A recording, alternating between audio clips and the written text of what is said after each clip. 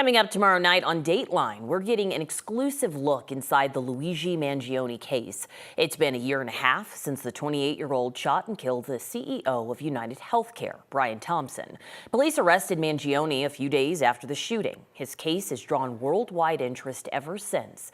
NBC's Lester Holt is with us now to talk about the Dateline special about Mangione's case. Lester, thanks for making the time here this morning. We've heard this documentary includes even some exclusive interviews with NYPD detectives. That is an angle we have not really heard from on this case. What do they tell you? Well, one of the things you find in doing this story is that a lot of folks don't want to talk about it, a lot of sensitive issues.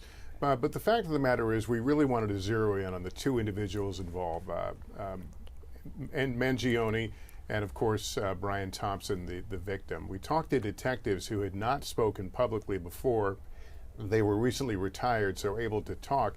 And they described a couple of things we really didn't know about. One was the number of tips they got immediately after we learned, that there was a linkage to perhaps the state of healthcare in this country.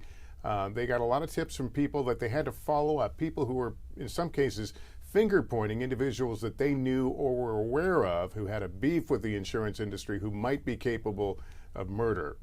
None of those panned out, but they had to, of course, follow that. The other thing we were able to look at was how police were able to use the network of cameras across New York City to create a timeline of where the suspect was, how they were able to identify him as Luigi Mangione, and basically how they began to chart where he would likely be. And of course, he was found in Pennsylvania, where someone had seen those pictures that were on media online. And that, of course, helped lead to his arrest. And I remember seeing Mangione's picture out there for the first time, and everybody had this reaction of how could this young man end up in this situation being accused of murder, charismatic, handsome, intelligent. Have you found that that's like a frustrating question to try to answer? Has that been a part of your reporting?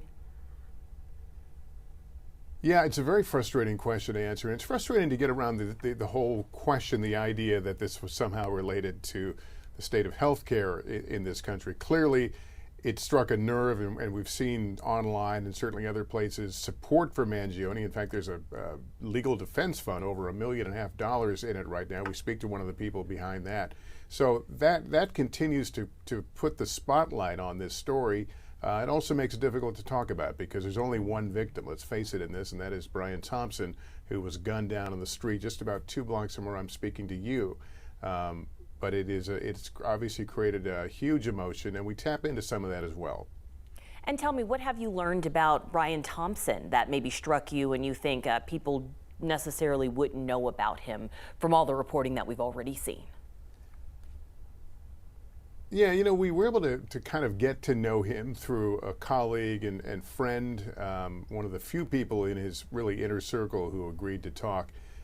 Talks about him as being a Iowa farm kid who grew up valedictorian in high school, and also I believe his college class.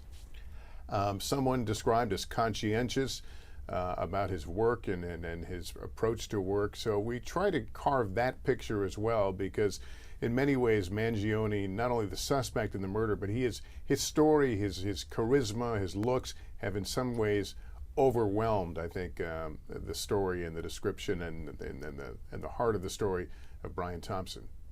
So true. Well, so many people are drawn to this case, and we know a lot of our viewers and those across the country will be watching the Dateline special tomorrow. Lester, thank you for your time. Well, this special Dateline exclusive on the Mangione investigation airs tomorrow night at 9 o'clock right here on 9 News.